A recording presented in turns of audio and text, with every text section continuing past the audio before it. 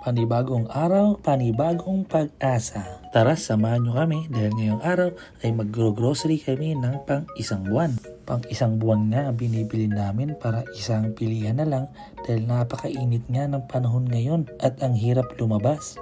Pero bago kami pumunta ng grocery ay dumaan muna kami sa JNT para i-deliver ang mga ukay dress na in-order sa amin. Dito nga ay pa-chill-chill nga lang muna kami dahil hinihintay namin si Mami na lumabas sa JNT dahil pagkatapos nga nito ay didiretso na kami sa Pure Gold para mag-grocery. At eto na nga, lumabas na si Madam. Ito nga ang isa sa mga gustong-gusto namin ginagawa ni Mrs. ang mag-grocery dahil madadagdagan na naman ang stock sa bahay at makakabili na naman ng gatas para sa mga bata. Napakamahal nga ng bilihin ngayon kaya kailangan magtipid talaga at nakarating na nga kami sa Pure Gold at ang unang pinupuntahan namin dito ay ang gatas. And Fagro nga pala ang gatas ng anak kong si Zayden nung siya palang mag-isa pero ngayon dalawa na sila ay bonakid na. Grabe talaga ang mahal ng mga gatas ngayon. Kaya kailangan magsipag sa buhay para may pambili ng gatas sa mga bata. Alam nyo ba nung bago pa lang kami ni Mrs. ay gipit na gipit talaga kami. Halos 20 pesos sa tubig ay hindi ako makabili. Kaya napagdesisyonan ko na mag-aral ng Spanish language para tumastas naman ang sahod natin. At sa awa ng Diyos ay pagkalipas ng ilang buwan ay nakahanap din agad ako ng trabaho.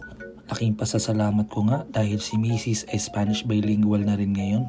Buti na nga lang at pareho kami work from home dahil pagkatapos ng trabaho namin ay maasikaso namin agad ang mga bata.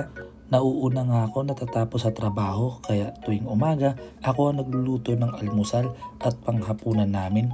At si Mrs. naman ang magpapaligo ng mga bata. Kailangan talaga may teamwork para hindi kami mahirapan. Eto naman ang favorite part ni Mrs. ang bumili ng chichirya. Mahilig nga ito kumain ng chichirya kaya lagi ko napapagalitan.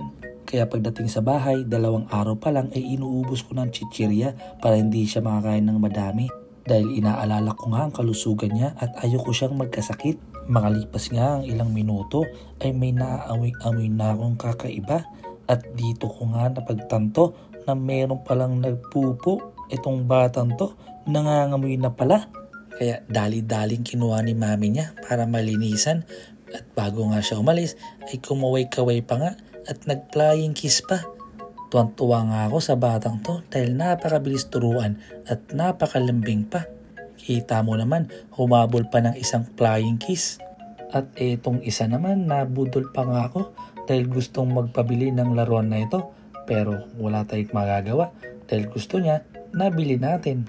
Naalala ko tuloy nung bata ako, hindi pwedeng magturo-turo dahil alam ko nang gaabutin ko, siguradong makukurot ako.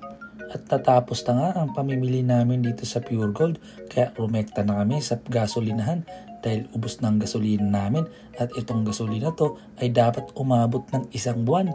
Inabot na nga kami dito ng 2:00 kaya bumili na rin kami ng Jollibee para makakain na rin dahil kinagabihan nito ay may pasok pa kami.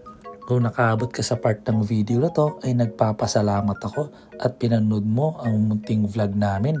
Kaya huwag mong kalimutan mag-follow and like para sa susunod ay ma-update kayo sa next vlog natin. O siya, hanggang dito na lang. Paalam!